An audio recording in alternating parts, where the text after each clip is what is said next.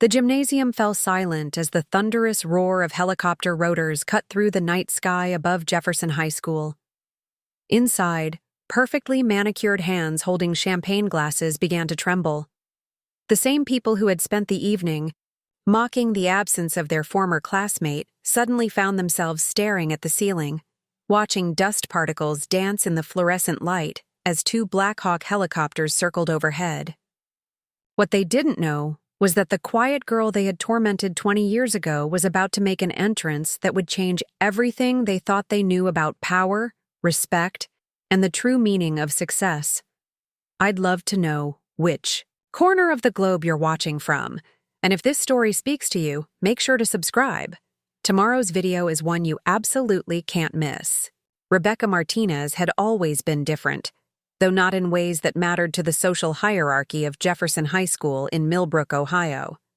While her classmates obsessed over designer jeans and weekend parties, she spent her lunch breaks in the library, devouring military history books and biographies of legendary commanders. Her thick-rimmed glasses, hand-me-down clothes, and preference for solitude made her an easy target in a school where conformity ruled supreme.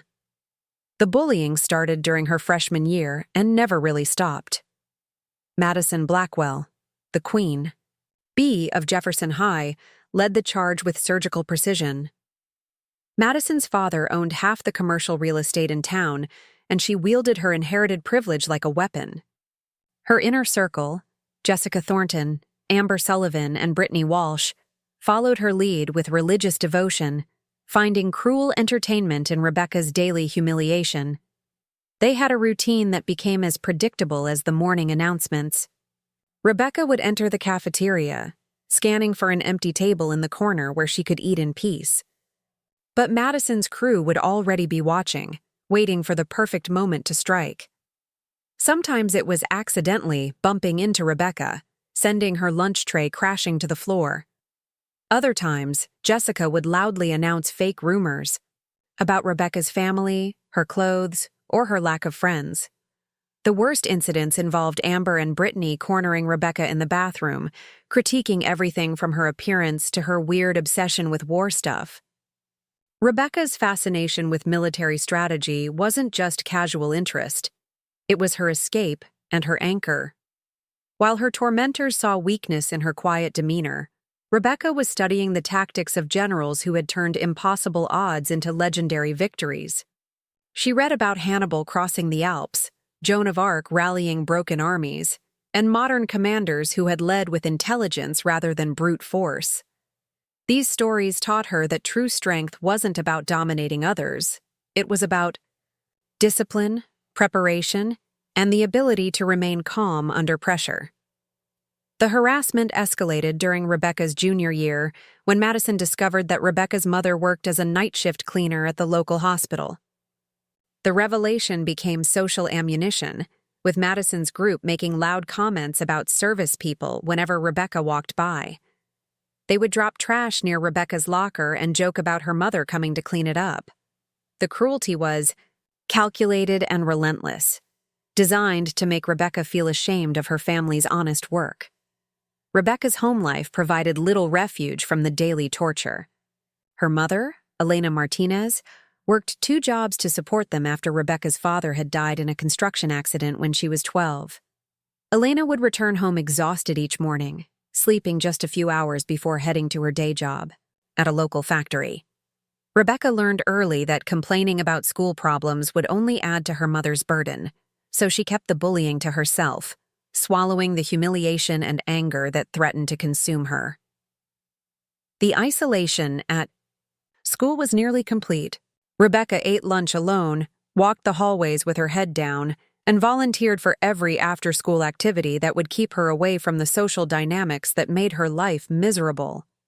She joined the debate team, not because she loved public speaking, but because it was the only place where her research skills and analytical mind were valued. The debate coach, Mr. Patterson, noticed Rebecca's ability to construct airtight arguments and her encyclopedic knowledge of historical precedents, but even he couldn't shield her from the social brutality that awaited her in the regular school environment. The breaking point came during the spring of Rebecca's junior year, Madison's crew had discovered that Rebecca was applying for early admission to West Point, information they had somehow obtained from a guidance counselor's office. The news spread through the school like wildfire, becoming a source of endless mockery. Madison would salute Rebecca mockingly in the hallways, while Jessica made jokes about General Nobody and her pretend army career. Amber started a cruel rumor that Rebecca was only interested in the military because she couldn't get a boyfriend, while Brittany would march behind Rebecca in an exaggerated military style, drawing laughs from onlookers. The psychological warfare reached its peak during the annual spring dance. Rebecca hadn't planned to attend. School social events were minefields she had learned to avoid. But Mr. Patterson had convinced her to help with decorations as part of her student council duties. She was quietly hanging streamers in the gymnasium when Madison's group arrived for pre-dance photos. "Look what we have here," Madison announced, her voice carrying across the empty gym. "It's our future soldier girl, decorating for a dance she'll never actually attend." The group surrounded Rebecca, who continued hanging decorations with steady hands despite the familiar knot forming in her stomach. Jessica grabbed one end of the streamer Rebecca was hanging. "Maybe she thinks this is military training," she said, yanking it down, learning to camouflage herself so no one notices her. Amber laughed, a sound like breaking glass. "At least, in the army they'll have to pretend she matters. Too bad that'll never actually happen." But it was Brittany's comment that cut deepest. "My dad says they don't even take girls seriously in the military anyway, especially not weird ones like her who think reading about wars makes them tough." Rebecca's hands stilled on the ladder. For 4 years, she had absorbed their cruelty without fighting back, channeling her pain into determination and her anger into ambition. But something shifted in that moment. She climbed down from the ladder, turned to face the 4 girls who had made her life hell, and spoke with a quiet authority that made them all take a step back. "You know what separates real leaders from people like you?" Rebecca's voice was steady, almost conversational. "Leaders understand that strength comes from lifting others up, not tearing them down. They know that true power is earned through sacrifice and service, not inherited through daddy's money. And most importantly, they recognize that the people you underestimate today might be the ones deciding your fate tomorrow." Madison's perfectly glossed lips curled into a sneer. "Is that supposed to be some kind of threat? From you?" Rebecca picked up her backpack and walked toward the gym exit, but paused at the door. "It's not a threat, Madison. It's just an observation about how the world actually works outside of high school." That summer, Rebecca received her acceptance letter to West Point. She told no one at school, sharing the news only with her mother, who cried tears of pride and worry in equal measure. Elena Martinez had always known her daughter was destined for something greater than their small Ohio town, but the military felt dangerous, uncertain. Rebecca assured her mother that this was her path to a better life, not just for herself, but eventually for both of them. Rebecca's senior year passed in relative anonymity. Madison's crew seemed to lose interest in their favorite target, perhaps sensing that their power over her had somehow diminished. Rebecca focused entirely on her studies, physical fitness, and preparation for the challenges that awaited her at the military academy. She graduated 3rd in her class, a fact that went largely unnoticed by her former tormentors, who were too busy planning their own futures. Madison to her father's real estate empire, Jessica to a state university where her father's donations, guaranteed admission, Amber to a local college where she could continue living at home, and Brittany to a community college that would serve as a backup until she found a wealthy husband. The day Rebecca left for West Point, her mother drove her to the bus station in their aging Honda Civic. Elena pressed a small wooden cross into her daughter's hand, the same one Rebecca's father had carried in his work shirt pocket. "Remember who you are," Elena whispered.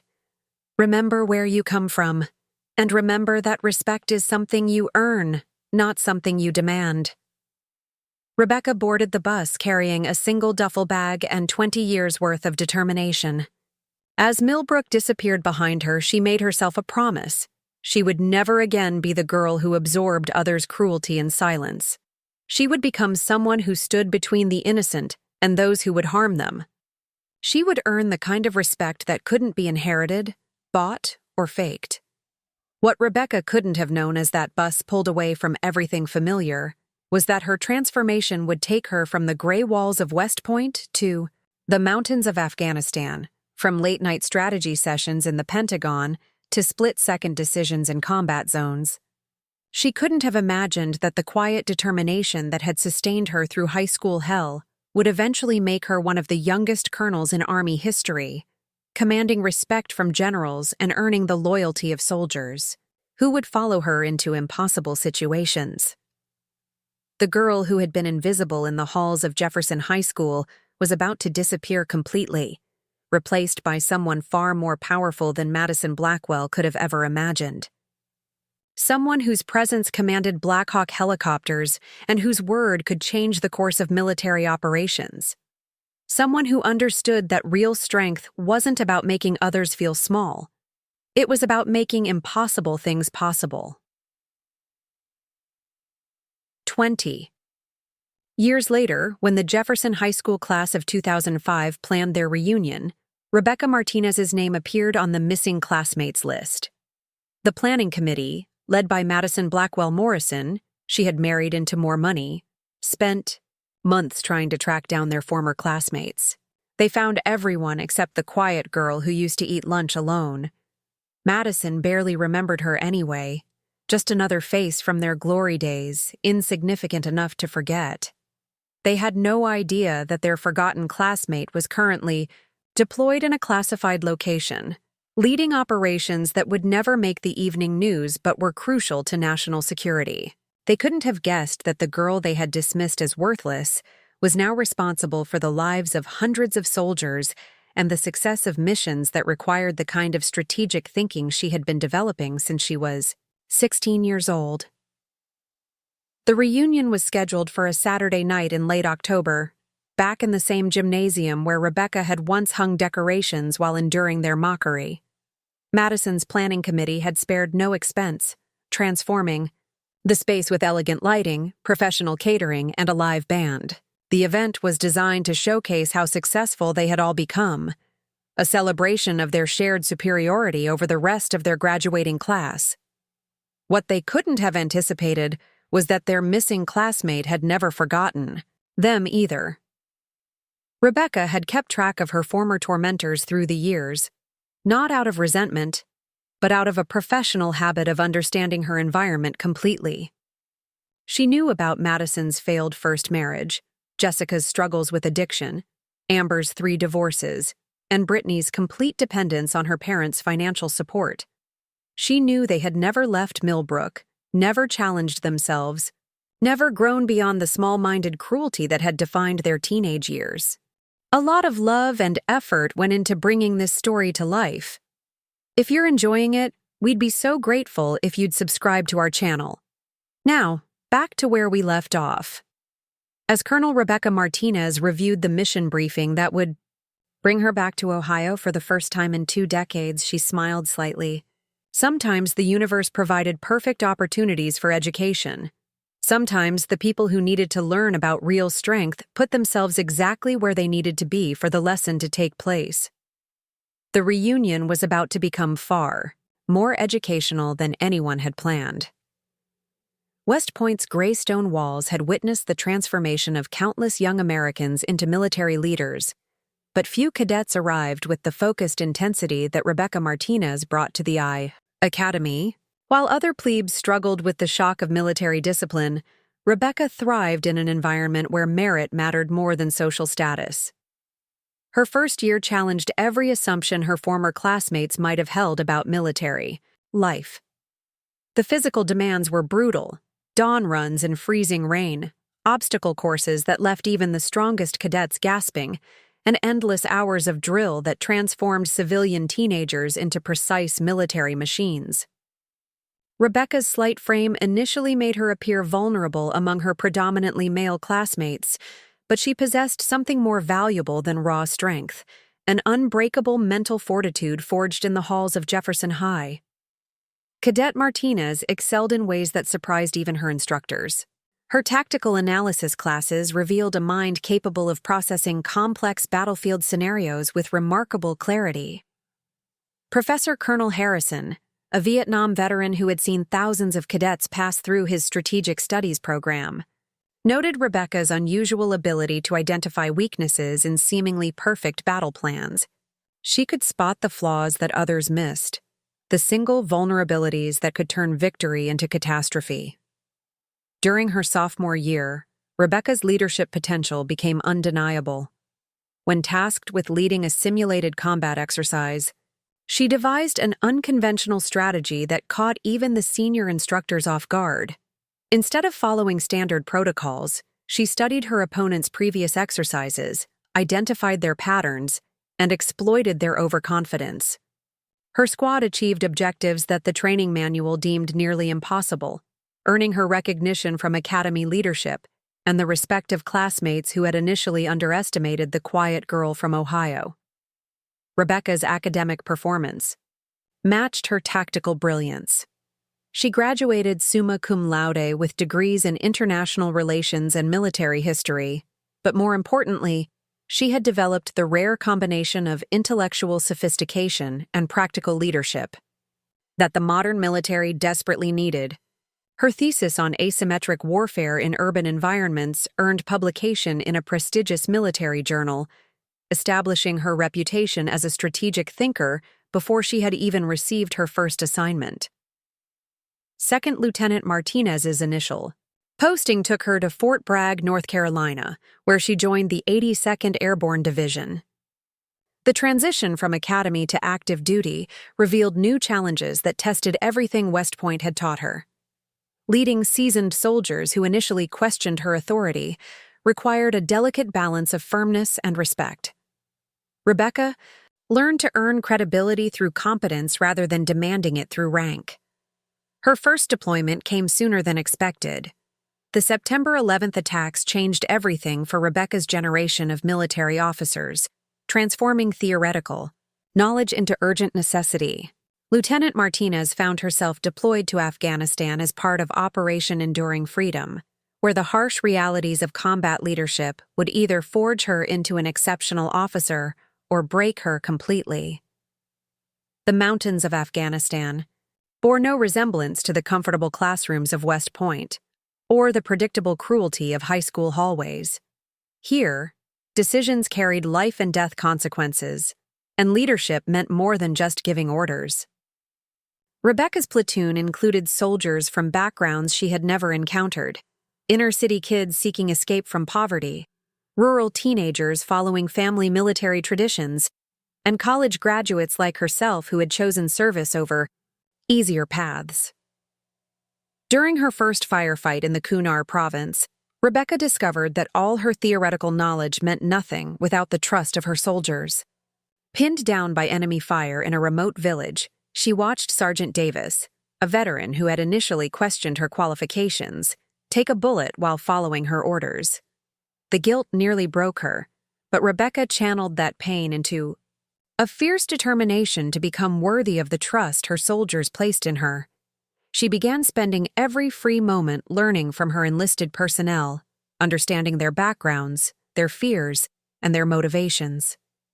Rebecca realized that effective leadership required emotional intelligence as much as tactical knowledge.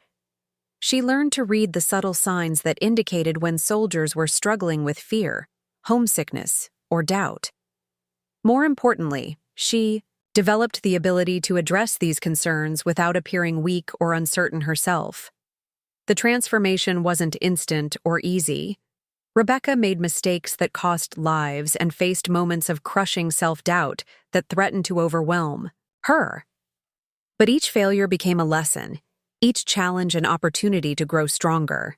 She learned to compartmentalize emotions without becoming callous, to make hard decisions without losing her humanity, and to project confidence even when uncertainty gnawed at her insides. During her third deployment, now Captain Martinez, Rebecca's unit was tasked with training Afghan National Army forces in a region where previous training efforts had failed catastrophically. The assignment required not just military expertise, but cultural sensitivity and diplomatic skills that went far beyond traditional combat leadership. Rebecca approached the challenge with the same methodical preparation she had once applied to high school history projects, immersing herself in local customs, learning conversational Dari, and studying the complex tribal dynamics that influenced regional politics. Her success in Afghanistan earned Rebecca recognition from senior command and fast-track promotion opportunities. But more importantly, it taught her that true leadership meant serving something larger than personal ambition. The soldiers under her command, both American and Afghan, began to see her not just as an officer, but as someone who genuinely cared about their welfare and success. Major Martinez's next assignment brought her to the Pentagon, where she worked in strategic planning for Middle Eastern operations. The transition from field command to headquarters staff challenged her in new ways, requiring political navigation skills and the ability to influence senior officials who outranked her by decades. Rebecca learned to present complex military realities to civilian leaders who often had their own agendas, translating tactical necessities into policy recommendations that could actually be implemented. Her Pentagon years coincided with her personal evolution from the damaged girl who had fled Ohio to a confident woman who had found her purpose. Rebecca's relationship with Major David Chen, a fellow West Point graduate she met during a joint operations planning session, helped her understand that she could be both strong and vulnerable, both a warrior and a woman. David saw past her, military bearing to the brilliant, compassionate person underneath, while respecting the armor she had necessarily developed to survive in a male-dominated profession. When Rebecca was promoted to lieutenant colonel at age 34, she became one of the youngest officers ever to achieve that rank. But the promotion came with assignments that would test every skill she had developed. Her new command included oversight of special operations training programs, where she worked with elite forces who had initially questioned whether a woman could understand their unique challenges. Rebecca proved them wrong through competence and credibility. She redesigned training protocols based on real-world combat experience, improved communication systems that had cost lives in previous operations, and established mentorship programs that reduced turnover in critical specialties. Her innovations saved lives and improved mission success rates, earning her respect throughout the special operations community. The years passed in a blur of deployments, promotions, and increasing responsibilities. Colonel Martinez commanded a forward operating base in Syria, led joint training exercises with NATO allies, and served as military advisor to the Secretary of Defense on Middle Eastern strategy. Each assignment built upon the last, creating a resume that reflected not just career advancement, but genuine expertise in the most challenging aspects of modern military leadership. Throughout her rise through the ranks, Rebecca maintained her connection to home through regular letters to her mother, who had eventually moved to a small house that Rebecca's military salary had made possible. Elena Martinez watched her daughter's transformation with pride and amazement, seeing glimpses of the determined child who had once hidden bruises and tears while silently planning her escape from the small minds that had tried to define her worth. Back in Millbrook, life had proceeded along predictable paths for Rebecca's former tormentors. Madison had married into the Blackwell real estate fortune, becoming a prominent figure in local society while never venturing beyond the comfortable boundaries of inherited privilege. Her days consisted of charity committee meetings, country club events, and social media posts documenting her carefully curated lifestyle. Jessica had struggled more than the others, her college years marked by the same cruel tendencies that had defined her high school personality. Without Madison's protection and family money, Jessica found that adult consequences were far more serious than teenage detention. A series of failed relationships and questionable business ventures had left her dependent on her parents and bitter about opportunities she felt had been unfairly denied to her. Amber had married and divorced 3 times, each relationship following the same pattern of initial charm followed by the revelation of her underlying character flaws. Her inability to form genuine connections with others had isolated her from even her former friends, leaving her alone with her resentments and regrets. Brittany had never left home, remaining in her childhood bedroom well into her 30s while pursuing a series of online business schemes that promised easy wealth but delivered only disappointment. Her parents' patience and financial support had enabled her to avoid the personal growth that comes from facing real challenges. None of them ever spoke of Rebecca Martinez or thought about the girl they had once tormented. She had been erased from their memories as completely as if she had never existed, a minor character in their personal narratives who had served her purpose and been forgotten. But 20 years after graduation, as Madison finalized the reunion plans in her spacious home office, she had no idea that her forgotten classmate had become someone whose influence extended far beyond small-town politics and whose next assignment would bring her back to Ohio for the first time since that day she boarded a bus carrying nothing but determination and dreams of something better. The invitation arrived on cream-colored cardstock with gold embossing, the kind of expensive stationery that screamed exclusivity. Jefferson High School class of 2005, 20-year reunion, dominated the top in elegant script, followed by details about the October celebration at the Millbrook Country Club.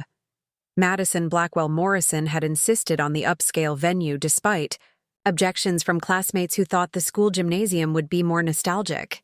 She wanted an event that reflected their collective success, not their humble beginnings.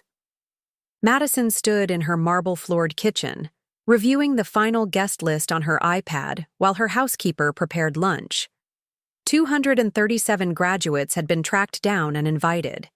43 had confirmed attendance, which Madison considered disappointing but workable.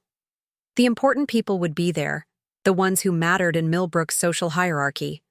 "Mrs. Morrison, should I prepare anything special for the reunion? Committee meeting today?" asked Carmen, the housekeeper whose respectful demeanor reminded Madison of the natural order she had always understood. "Just the usual refreshments, Carmen. We're finalizing the final details." Madison scrolled through the confirmed attendees, mentally categorizing them into useful connections and social filler. Her own transformation from high school queen to community leader felt seamless and inevitable. Marriage to Thomas Morrison III had cemented her position in Millbrook society, combining old family money with newer real estate wealth. The reunion committee gathered that afternoon in Madison's living room, the same core group that had dominated Jefferson High's social scene. Jessica Thornton Phillips had arrived early, her designer handbag and carefully applied makeup masking the underlying desperation that had marked her recent years.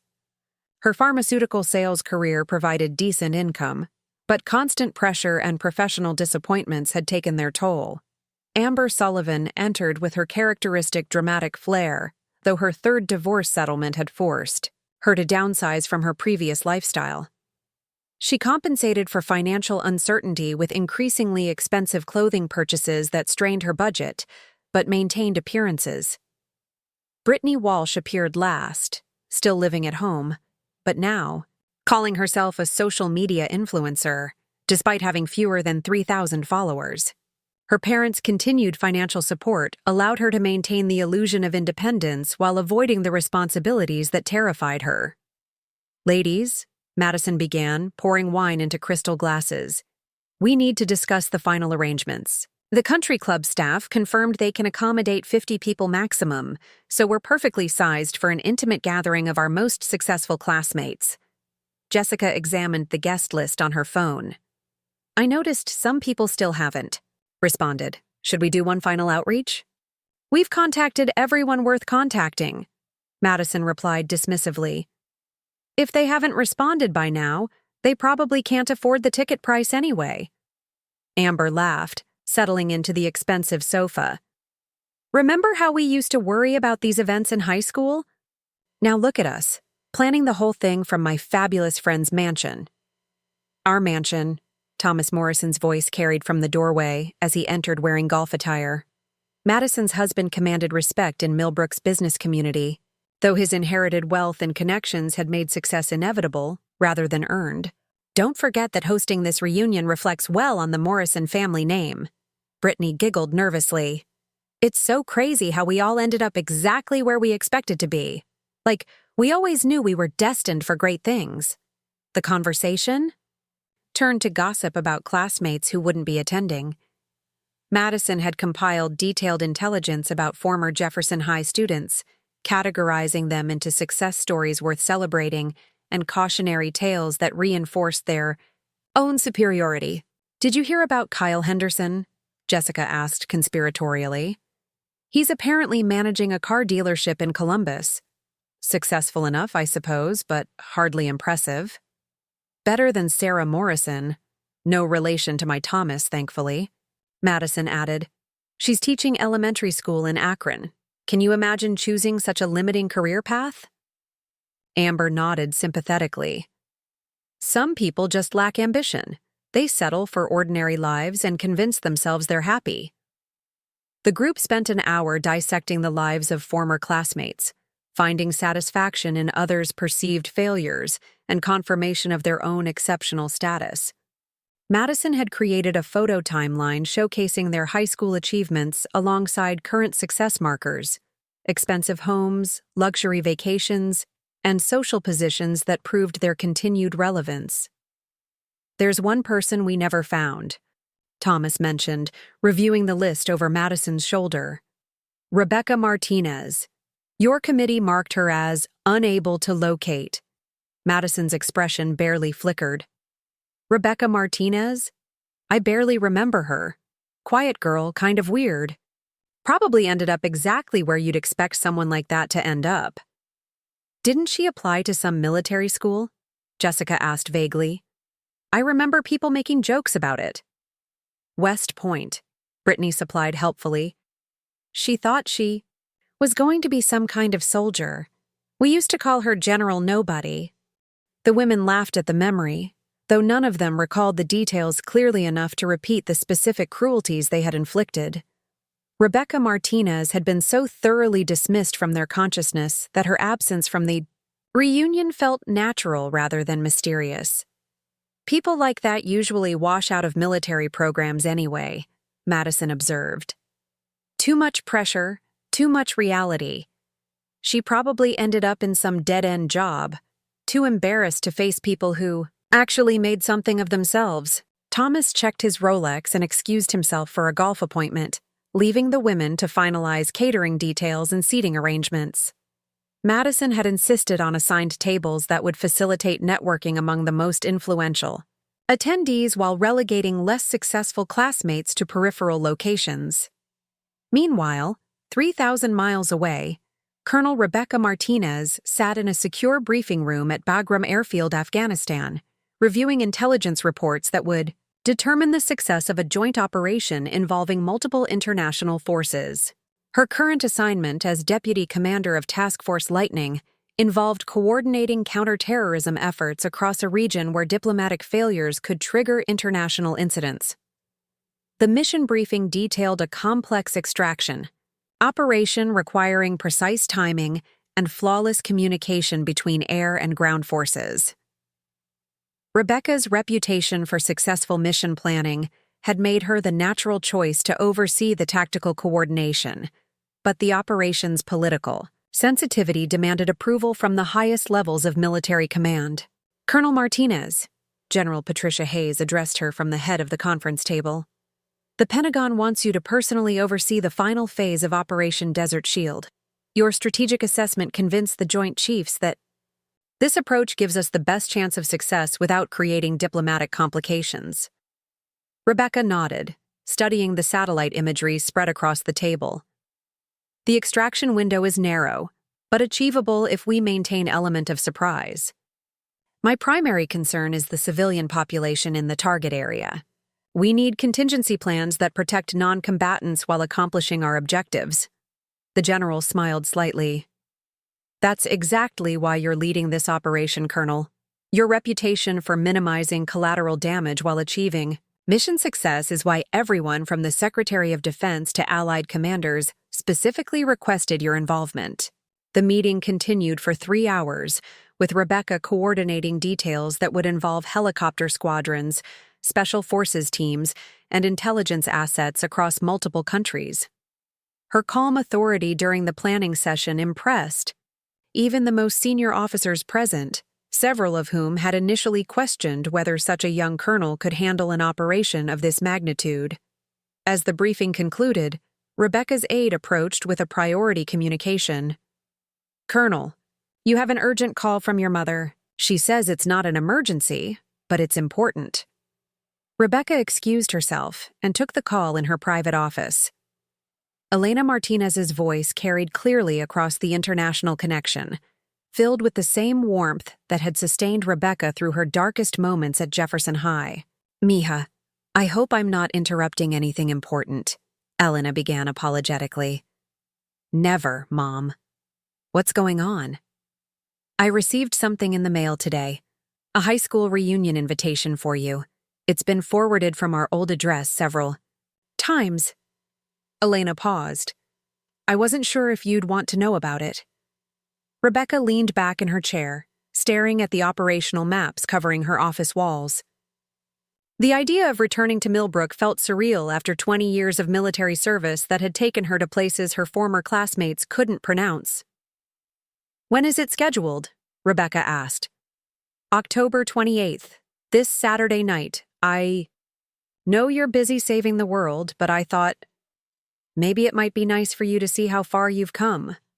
Rebecca considered the timing. Her current operation would conclude by Thursday, and she had accumulated enough leave time to take a brief stateside break before her next assignment.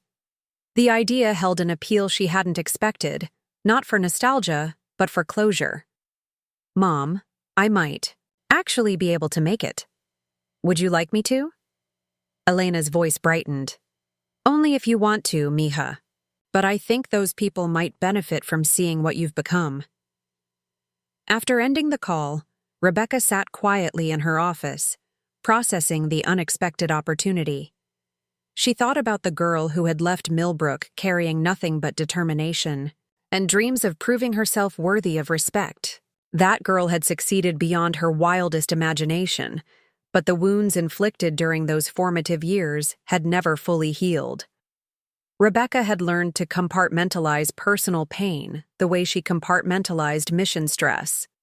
But the reunion invitation forced her to confront emotions she had buried beneath layers of professional achievement. Part of her wanted to ignore the event entirely, to let her former classmates continue believing whatever they needed to believe about her fate. But another part, the strategic planner who understood the value of psychological operations, recognized this as an opportunity for education. She opened her laptop and began typing a response to the reunion committee, confirming her attendance with the kind of precision that had become second nature after 2 decades of military communication. Rebecca provided only her rank and current assignment location, knowing that most civilians wouldn't understand the significance of either detail. The next morning, Madison Morrison received an email notification about a late registration. She opened it while drinking coffee in her designer kitchen, barely glancing at the name before adding it to the confirmed attendee list. Rebecca Martinez, U.S. Army Colonel, currently stationed at Bagram Airfield, Afghanistan. Madison felt a brief moment of surprise. She had genuinely forgotten that the weird girl from high school had actually followed through on her military academy plans. But the emotion passed quickly, replaced by curiosity about how their former classmate had fared in what Madison imagined must have been a difficult and unrewarding career path. "Thomas," she called to her husband, "remember that strange girl from high school I mentioned? Rebecca Martinez? She's actually coming to the reunion. Apparently she's still in the military." Thomas looked up from his financial newspapers. "Any chance she's made something of herself? Could be interesting from a networking perspective." Madison shrugged. "Doubtful. Military careers don't usually lead to real wealth or influence. She's probably just nostalgic for her glory days." She made a mental note to seat Rebecca at one of the back tables, safely away from the important conversations that would dominate the evening. What Madison couldn't have known was that her former victim was currently coordinating with the Pentagon to arrange transportation that would demonstrate exactly how much influence Colonel Martinez had accumulated during her 20-year absence from Millbrook. The reunion was about to become a masterclass in the difference between inherited privilege and earned authority, between social position and genuine power.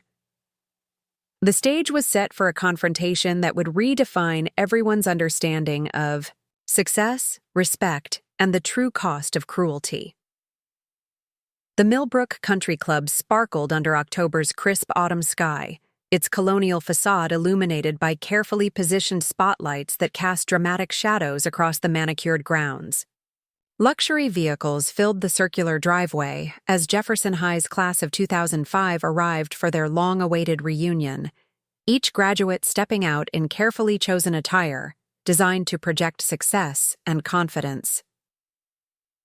Madison Morrison emerged from her husband's Mercedes wearing a midnight blue cocktail dress that cost more than most people's monthly salary.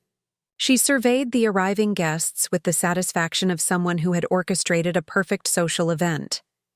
The country club's elegant ballroom had been transformed with sophisticated lighting, professional photography stations, and a premium bar that would ensure the evening felt appropriately exclusive.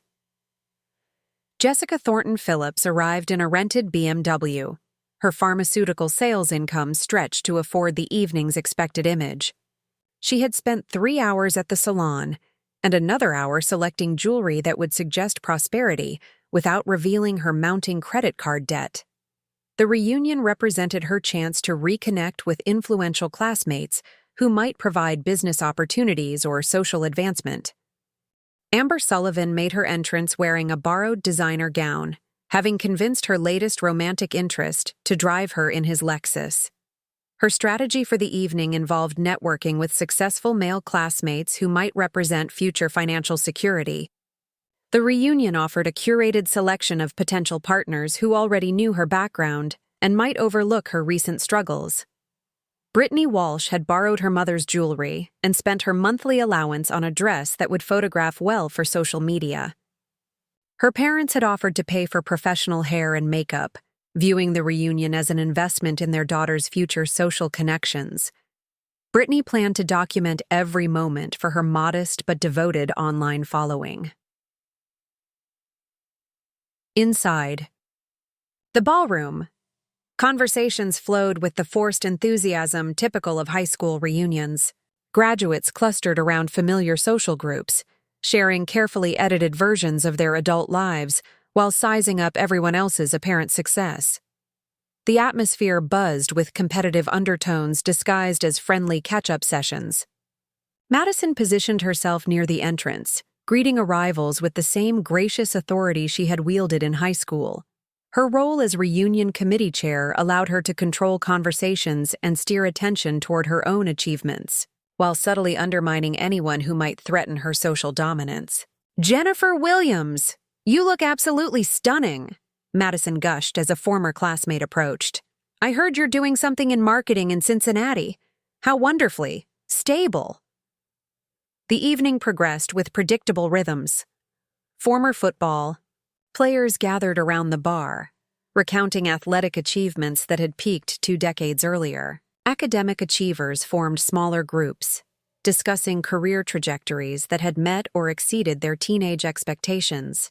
Social outcasts who had found success elsewhere mixed carefully with groups that had once excluded them, testing whether old hierarchies still applied. Madison's inner circle maintained their central position, fielding approaches from classmates seeking social validation while dispensing approval or subtle dismissal based on perceived status.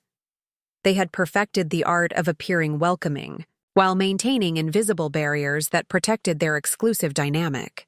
"Has anyone heard from that weird military girl?" Jessica asked during a brief lull in the social circulation. "What was her name again?" "Rebecca something," Amber replied vaguely. "Madison said she confirmed but hasn't shown up yet." "She's probably intimidated," Brittany suggested. Can you imagine walking into a place like this after spending 20 years in some army base? She must realize how out of place she'd be. Madison nodded knowingly. Military people often struggle with civilian social situations. All that rigid structure doesn't translate well to normal social interaction. I'm sure she meant well by confirming, but actually attending would be awkward for everyone involved. Thomas Morrison approached the group, having spent the early evening networking with male classmates who represented potential business opportunities. The evening's going well, darling. Good turnout of the right people. Perfect, Madison smiled. We've managed to create exactly the kind of sophisticated gathering our class deserves. No drama, no awkwardness, just successful people celebrating their achievements. The band began playing nostalgic hits from their teenage years, prompting couples to move toward the dance floor. Madison surveyed the scene with satisfaction, feeling the familiar pleasure of being at the center of an event that others would remember and discuss for years. The reunion was exceeding her expectations, confirming her continued relevance and social influence. At precisely 9:30, the first distant rumble interrupted conversations throughout the ballroom. Guests paused mid-sentence, looking toward the ceiling as an unfamiliar sound grew steadily louder. The band's music continued, but underlying conversations gradually faded as the mechanical noise became impossible to ignore. Is that thunder? Someone asked uncertainly.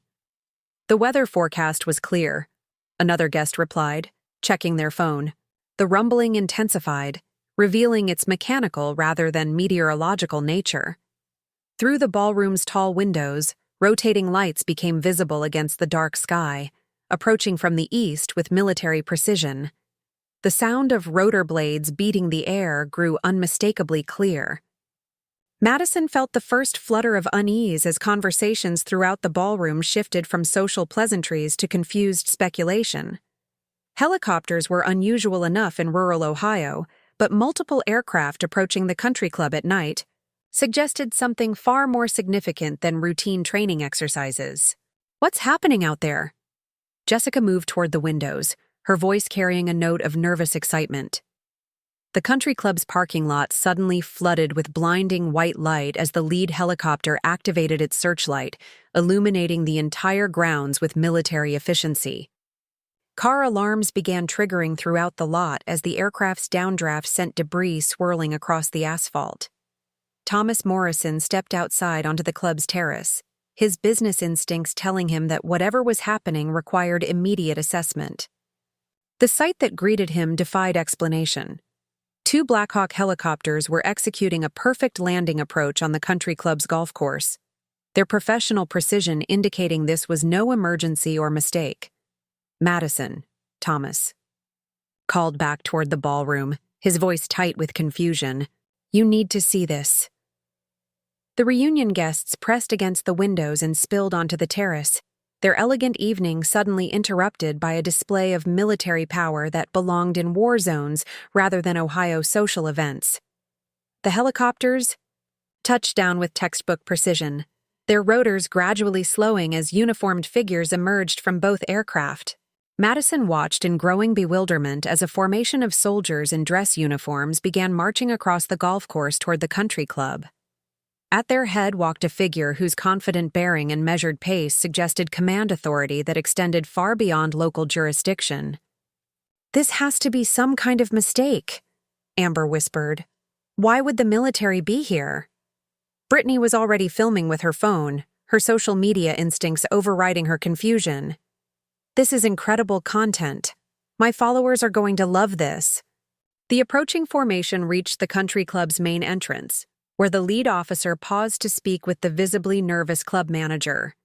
Even from a distance, the officer's controlled gestures and the manager's deferential body language indicated someone accustomed to having their orders followed without question. Jessica grabbed Madison's arm. Do you think this has something to do with national security? Maybe there's been some kind of threat? Madison's mind raced through possibilities, none of which made sense in the context of a high school reunion at Millbrook's most exclusive venue. The military's presence suggested federal importance that seemed incompatible with their small-town gathering of middle-aged suburbanites celebrating past achievements. Inside the ballroom, remaining guests buzzed with nervous energy and wild speculation. Some worried about terrorism or national emergencies, while others wondered if the military presence might be connected to one of their classmates. The evening's carefully orchestrated social dynamics had been completely disrupted by forces beyond their understanding or control. The country club manager appeared in the ballroom doorway, his usual professional composure replaced by visible anxiety. He approached Madison with the uncertain steps of someone delivering news they didn't fully comprehend. "Mrs. Morrison," he began formally, "there's been a development. The military personnel outside have requested access to your event. They're here for one of your guests." Madison's blood pressure spiked as every possible scenario flashed through her mind. Which guest? Is someone in trouble? Should we be concerned? About safety. They asked specifically for Rebecca Martinez, the manager replied. Apparently she's expected to arrive with their escort. The name hit Madison like cold water. Rebecca Martinez, the forgotten girl, the nobody they had dismissed, the classmate who hadn't merited a second thought in their reunion planning. Suddenly, the quiet teenager who had endured their mockery was connected to a military operation that had brought federal aircraft to their exclusive gathering. "There must be some mistake," Madison said weakly. "Rebecca Martinez she was nobody special. Just a strange girl who thought she wanted to be a soldier." But even as the words left her mouth, Madison felt the foundations of her worldview beginning to crack. The confident social order that had sustained her since high school suddenly seemed less stable, less permanent than she had always believed. The manager checked his notes nervously. "Ma'am, the officer in charge specifically mentioned that Colonel Martinez would be arriving shortly. They've requested that we prepare for her." "Entrance, Colonel." The word hung in the air like an accusation, forcing Madison and her friends to confront the possibility that their assumptions about success, power, and social hierarchy might have been catastrophically wrong. Outside, the Blackhawks sat silent. On the golf course, their presence transforming the country club from an exclusive social venue into something that felt more like a military command post. The soldiers maintained their formation, waiting with the patient discipline of professionals who understood that some arrivals required proper ceremony. Rebecca Martinez was about to make an entrance that would redefine everyone's understanding of who had truly succeeded in the 20 years since graduation. The country club's main entrance doors opened with ceremonial precision as Colonel Rebecca Martinez stepped into the ballroom. 20 years of military bearing had transformed the awkward teenager into a figure of unmistakable authority. Her dress uniform displayed ribbons and medals that spoke of combat leadership, international recognition, and achievements that existed in realms her former classmates couldn't begin to comprehend. The silence that followed. Her entrance was absolute. Conversations died mid-sentence as heads turned toward the woman whose presence had somehow warranted a military escort. Rebecca's composed expression revealed nothing as she surveyed the ballroom, her trained eyes automatically assessing the room's layout, exits, and the positioning of people who had once held such power over her emotional well-being. Madison Morrison stood frozen near the registration table, her carefully applied makeup unable to hide the shock that had drained color from her face. The girl she remembered as powerless and pathetic had been replaced by someone whose very presence commanded the attention of everyone in the room. This wasn't the reunion narrative Madison had scripted. "Good evening," Rebecca's voice carried clearly across the silent ballroom, pitched at the perfect volume to reach every corner without seeming forced. "I apologize for the dramatic entrance. Military transportation sometimes draws more attention than anticipated." Jessica Thornton Phillips found herself staring at the ribbons adorning Rebecca's uniform, recognizing none of them but understanding their significance in the same way civilians instinctively recognize symbols of expertise. They cannot interpret the Bronze Star, the Combat Action Badge, the Meritorious Service Medal. Each decoration represented experiences and achievements that existed completely outside Jessica's frame of reference. Amber Sullivan's hands trembled slightly as she reached for her wine glass, needing something to do while processing the fundamental shift in social dynamics that Rebecca's presence had created. The woman before them embodied confidence and competence that no amount of money or social connections could purchase or fake. Brittany Walsh continued filming with her phone. Though her usual commentary had been replaced by stunned silence, she intuited that she was documenting something significant, but lacked the context to understand exactly what was unfolding before her camera. Rebecca moved through the ballroom with measured steps, acknowledging former classmates who approached her with tentative curiosity. Her responses were polite but brief, professional courtesy that maintained appropriate distance while revealing nothing about her personal feelings regarding the people who had once tormented her daily.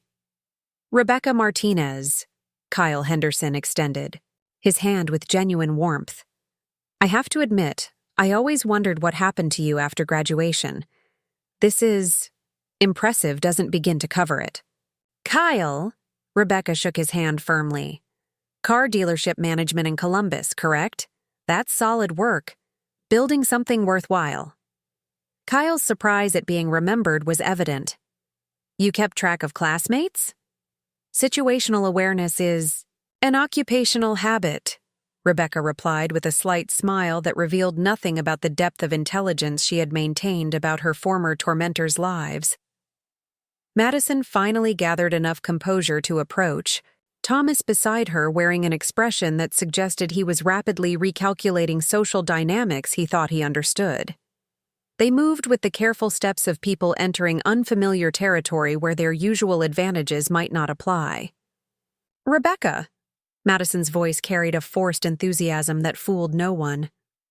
"What a surprise to see you here. We weren't sure you'd received the invitation." "Your committee's communication was quite thorough," Rebecca replied evenly.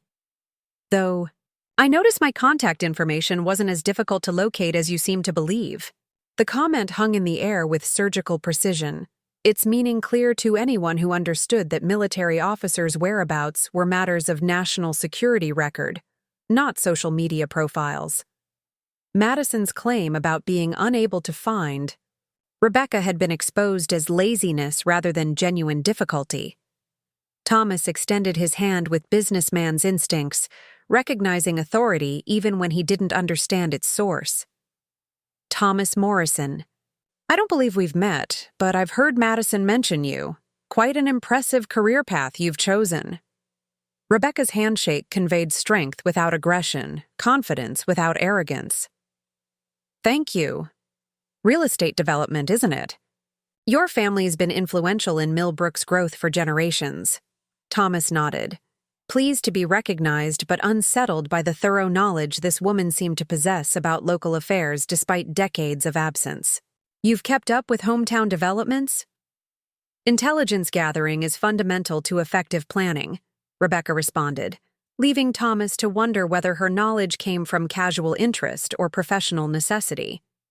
Jessica approached, the group with nervous energy, her pharmaceutical sales training kicking in as she attempted to establish rapport with someone whose influence she was beginning to grasp. "Rebecca, it's so good to see you again. I have to ask, what brings you?" "Back to Millbrook? Are you stationed somewhere nearby?" "Currently transitioning between assignments," Rebecca answered without elaborating. "The timing worked out well for a brief visit home." Amber joined the growing circle, her social survival instincts recognizing a power shift that required immediate adjustment. "Your uniform is stunning. Those medals must represent incredible achievements. What do they signify?" Rebecca's expression remained neutral as she glanced down at her decorations. Various recognitions for service performance, nothing that would translate meaningfully to civilian context. The modest deflection only heightened the mystery surrounding Rebecca's actual accomplishments. Former classmates began gravitating toward their conversation, drawn by curiosity about the classmate who had somehow warranted military escort to a small-town reunion. Brittany stepped closer with her phone still recording, her influencer instincts recognizing content gold. This is amazing! Can you tell us about helicopters? Are they really here for you? Rebecca's training included media management, and she recognized the potential complications of allowing uncontrolled documentation of military assets. I'd prefer if filming remained focused on reunion activities rather than operational details. The polite but firm request carried unmistakable authority that made Brittany immediately lower her phone. Something in Rebecca's tone suggested that compliance wasn't optional, though the threat remained unspoken and professional. Of course, Brittany mumbled, suddenly feeling like a scolded child despite being 38 years old. Madison attempted to regain control of the social dynamic that was rapidly spiraling beyond her influence. Well, this is certainly exciting. Rebecca, you must have some fascinating stories from your military service. What exactly do you do in the Army? Current assignment involves strategic coordination for joint international operations, Rebecca replied. Prior experience includes combat leadership in multiple theaters and Pentagon strategic planning.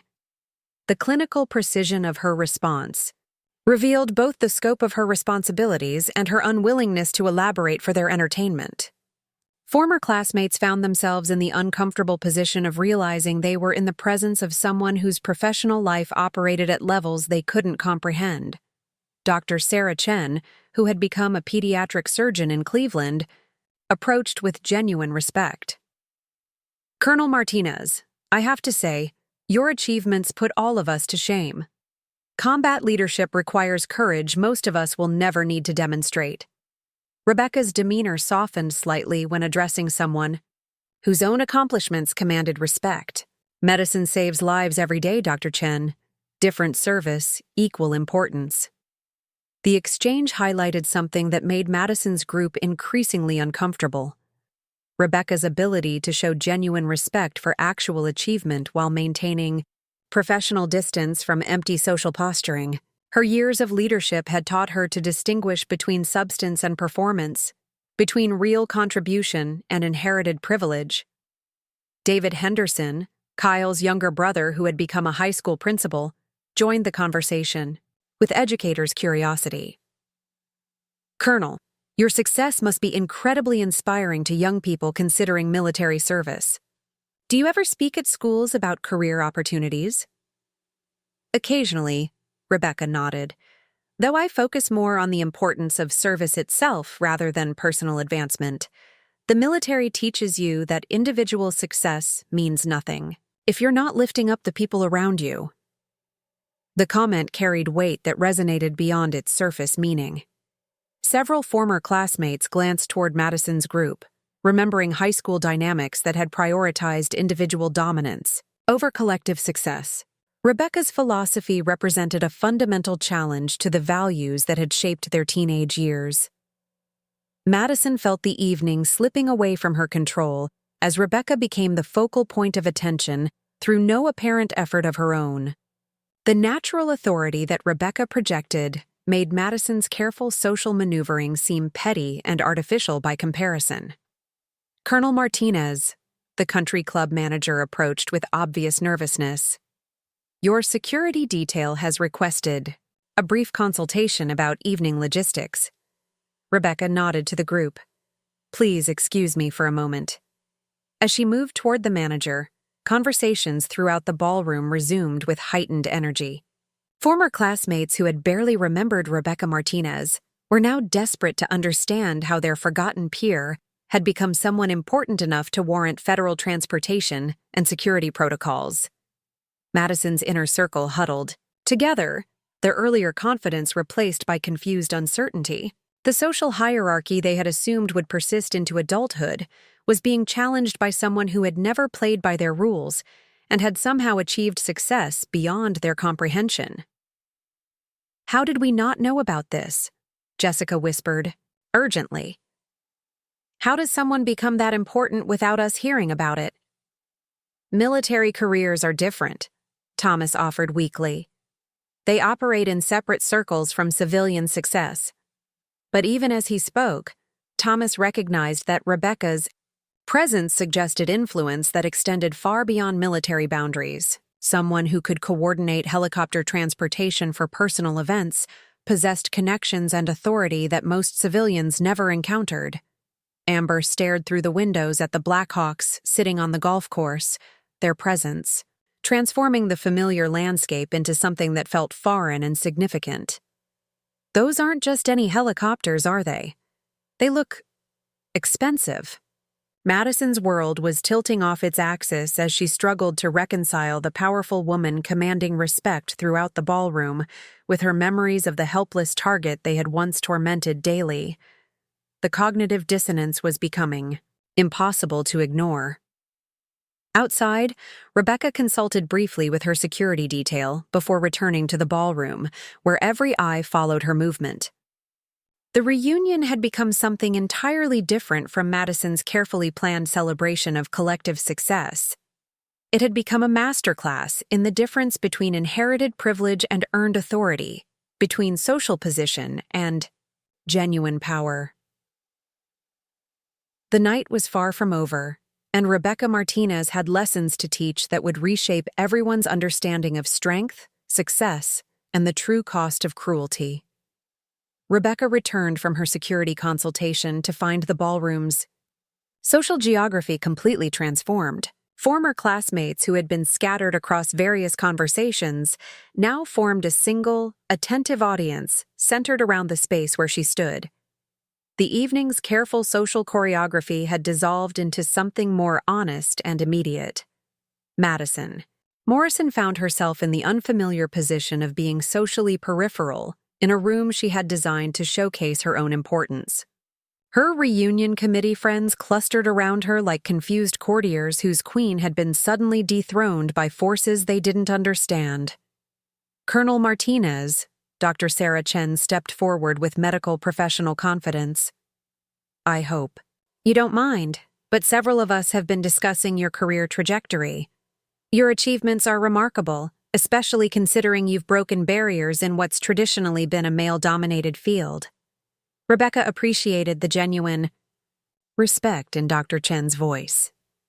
Leadership opportunities exist wherever there's important work to be done. Gender becomes irrelevant when lives depend on competent decision-making. Principal David Henderson nodded thoughtfully. That's exactly the message young people need to hear. Too many students limit themselves based on other people's expectations, rather than their own capabilities. The comment resonated through the gathering in ways that made Madison's group visibly uncomfortable. Several classmates glanced meaningfully in their direction, remembering high school dynamics that had been built entirely on limiting others' potential while elevating their own status. Rebecca noticed the subtle tension, but addressed it indirectly. High school teaches many lessons, though not always the ones intended by curriculum. Some students learn that their worth depends on others' approval. Others discover that real strength comes from defining your own value system. Kyle Henderson raised his beer bottle in an impromptu toast. To classmates who proved that predictions about potential can be spectacularly wrong. The gesture was taken up by others, creating a moment of collective recognition that high school social hierarchies had been poor predictors of adult achievement. Madison watched the informal celebration with growing resentment, recognizing that her carefully planned evening was being hijacked by someone who hadn't even bothered to RSVP properly. Thomas Morrison approached Rebecca with businessman's directness, his earlier calculations about social dynamics requiring complete revision. Colonel, I have to ask, your transportation tonight suggests connections at the highest levels of government. Are you involved in policy decisions that affect civilian industries?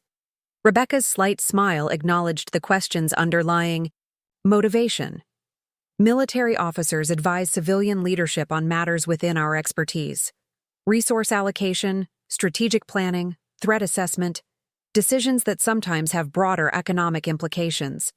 The vague response left Thomas wondering whether Rebecca's influence might affect his own business interests, a possibility that had never occurred to him during their high school years when he had dismissed her as irrelevant to his future success. Jessica, Thornton Phillips stepped forward with pharmaceutical sales desperation, recognizing an opportunity that might salvage her struggling career. Rebecca, Colonel Martinez. I work in pharmaceutical sales, specifically products for military medical applications. I'd love to discuss potential collaboration opportunities. The naked opportunism in Jessica's approach drew uncomfortable glances from other guests, but Rebecca responded with professional courtesy. Military medical procurement follows strict federal protocols. Your company's products would need to meet extensive certification requirements administered by agencies outside my direct authority. Jessica's face flushed as she realized her attempt at leveraging a high school connection for business advantage had been politely but firmly rejected. Rebecca's response demonstrated both professional integrity and subtle indication that Jessica's approach had been inappropriate. Amber Sullivan watched the exchange with growing anxiety, recognizing that her own plans for social networking had become impossible in the face of Rebecca's overwhelming professional credibility. Every conversation highlighted the gap between Rebecca's genuine achievements and their own carefully maintained illusions of success. Brittany Walsh had stopped recording entirely.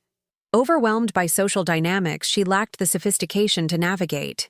Her usual strategy of documenting events for social media validation felt impossibly shallow when confronted with someone whose accomplishments existed in spheres where her online presence carried no currency.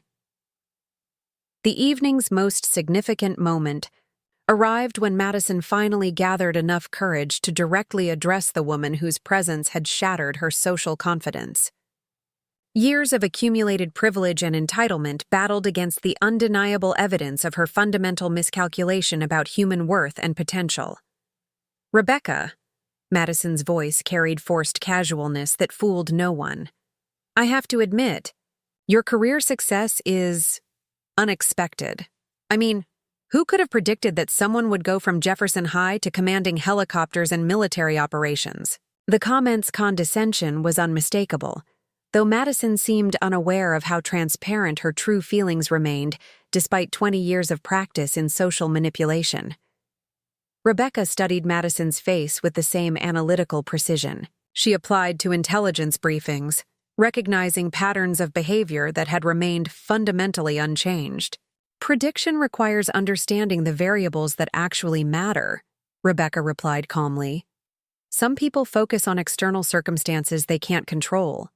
Others concentrate on developing capabilities that create opportunities regardless of starting conditions. Madison's jaw tightened as she realized her attempt to diminish Rebecca's achievements had been turned into a lesson about the difference between their approaches to life. Well, not everyone can just run away and join the military. Some of us had responsibilities here, family businesses to consider, community obligations. Rebecca's expression didn't change, but several former classmates shifted uncomfortably as Madison's words revealed the same entitled mindset that had characterized her teenage years. The implicit suggestion that military service represented escape rather than sacrifice demonstrated a profound misunderstanding of both courage and commitment. Military service requires accepting responsibility for other people's lives, Rebecca responded quietly. It means making decisions where failure costs more than money or social status. Some people find that calling meaningful. Thomas Morrison attempted to rescue his wife from the hole she was digging. I'm sure Madison didn't mean to minimize your service, Colonel. We're all impressed by what you've accomplished. Rebecca turned her attention to Thomas with the same measured assessment she had applied to his wife. Your real estate development projects have shaped Millbrook's growth significantly. That's important work, creating spaces where families can build lives and communities. The genuine recognition in Rebecca's voice highlighted the contrast between her ability to acknowledge others' legitimate achievements and Madison's compulsive need to diminish anyone who threatened her sense of superiority. Dr. Chen interrupted the increasingly tense exchange with professional curiosity. Colonel, if you don't mind sharing, what's next for your career? Are there advancement opportunities beyond colonel rank? Rebecca considered the question thoughtfully. Current assignment involves preparing for potential promotion to brigadier. General. Selection boards evaluate combat leadership, strategic planning experience, and ability to coordinate complex international operations. The casual mention of potential general rank sent ripples through the gathering. Former classmates who had struggled to achieve middle management positions found themselves in the presence of someone approaching the highest levels of military command. Madison's composure finally cracked as the full scope of her miscalculation became undeniable. "This is ridiculous," she said loudly enough for the entire ballroom to hear. "We all went to the same high school. We all had the same opportunities. Some of us just chose more realistic paths instead of chasing military fantasies." The room fell silent as Madison's true feelings erupted through her social veneer. 20 years of maintaining appearances couldn't disguise the same cruel mindset that had driven her teenage behavior. Rebecca studied Madison with clinical detachment, recognizing the moment she had unconsciously prepared for since boarding that bus to West Point 2 decades earlier. This wasn't about revenge or personal vindication. It was about education and accountability. "You're absolutely right about opportunities," Rebecca said clearly, her voice carrying to every corner of the ballroom. "We all faced choices about how to respond to challenges, how to treat other people, and what kind of adults we wanted to become. Some chose to build themselves up by tearing others down. Others chose to develop real capabilities that could withstand actual testing." Madison's face flushed red as the implications of Rebecca's words sank in. Every person in the ballroom understood exactly what was being discussed, though the references remained indirect enough to maintain Rebecca's professional dignity. "Character development happens gradually," Rebecca continued, "but crisis reveals who people really are underneath their public presentations. High school provided plenty of opportunities for both character building and character revelation." Jessica, Amber, and Brittany exchanged panicked glances as they realized their former victim was systematically dismantling their collective social foundation with surgical precision. Rebecca wasn't attacking them personally. She was simply stating truths that exposed the emptiness of their claimed superiority. Kyle Henderson raised his voice to address the entire gathering. "I think we should all recognize that Colonel Martinez represents the best of our graduating class. Her service and achievements honor Jefferson High School and our community." The sentiment was echoed by applause that grew throughout the ballroom, led by classmates who had always possessed genuine character, but had been overshadowed by Madison's social dominance during their teenage years. Rebecca's presence had given them permission to express respect for real achievement over inherited privilege. Madison found herself isolated at the center of her own reunion, surrounded by former classmates who were no longer willing to pretend that high school social rankings had predicted adult worth. Her carefully constructed evening had become a public demonstration of her failure to grow beyond the petty cruelties that had once made her feel powerful. Rebecca checked her watch with military precision. "I appreciate the warm welcome, but my transportation schedule requires departure soon. Military aircraft operate on strict timelines." As she moved toward the exit, former classmates approached to shake her hand, express admiration, and share contact information for future communication. Rebecca responded to each with professional courtesy, though she had no intention of maintaining social connections with people whose character she had already assessed thoroughly. Madison made one final desperate attempt to salvage her social position. "Rebecca, wait. I just want to say, I hope there are no hard feelings about high school. We were all just kids, you know. None of that really mattered." Rebecca paused at the ballroom entrance, considering Madison's words with the same careful analysis she applied to international diplomatic communications. The statement revealed Madison's continued inability to accept responsibility for choices that had shaped other people's lives in fundamental ways. "High school mattered enormously," Rebecca replied. "It taught essential lessons about character, resilience, and the importance of standing up for people who can't defend themselves. Those lessons guided every major decision I've made since graduation." Without waiting for a response, Rebecca walked through the country club's main entrance toward the waiting Blackhawks. Her security detail fell into formation around her as she crossed the golf course, their professional precision a final demonstration of the respect and authority she commanded in her actual life. The helicopters lifted off with the same ceremony that had marked their arrival, carrying Colonel Rebecca Martinez back to responsibilities that existed far beyond Millbrook's small town. Concerns. The reunion guests watched from the country club's windows as the aircraft disappeared into the night sky, leaving behind questions about power, success, and the long-term consequences of how we choose to treat other people. Madison Morrison stood, alone on the terrace, watching until the helicopter's lights vanished completely. For the first time in her adult life, she was forced to confront the possibility that she had fundamentally misunderstood which of her classmates would actually matter in the larger world. Inside the ballroom, the reunion continued with subdued energy. Conversations focused on Rebecca's remarkable transformation and the humbling recognition that their teenage assessments of each other's potential had been spectacularly wrong. The evening that was supposed to celebrate their collective success had become a lesson in humility that none of them would ever forget. The girl they had once considered nobody had become somebody who commanded Black Hawk helicopters and influenced decisions that shaped international affairs. Meanwhile, those who had felt destined for greatness discovered that inherited privilege and social dominance had prepared them for nothing more significant than hosting reunion parties that ultimately honored someone else's genuine achievements. In Chatimi, the end, the class of 2005 learned that respect must be earned through service and character, not inherited through circumstance or demanded through cruelty.